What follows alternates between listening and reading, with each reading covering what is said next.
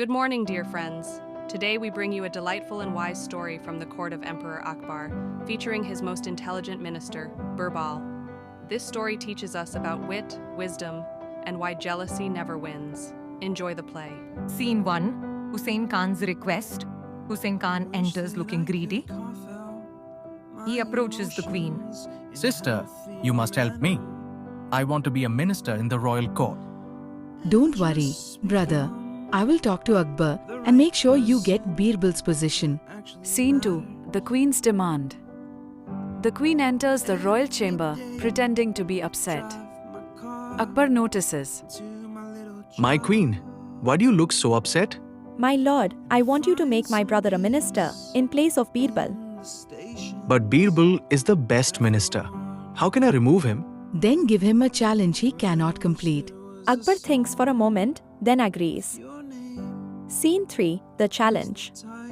Akbar is in the royal garden, pretending to be sad. Birbal arrives. Birbal, my queen is angry with me and refuses to meet me. Go and bring her here.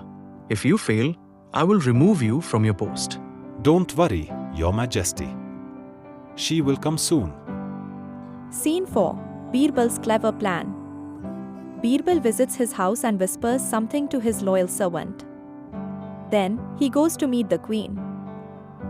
My queen, Majesty is waiting for you in the garden. She is very beautiful. Who is this beautiful lady? I must find out. Scene 5. The truth revealed. The queen arrives in the garden and sees Akbar sitting alone. My queen, you said you wouldn't come. What happened? I have been fooled by Birbal.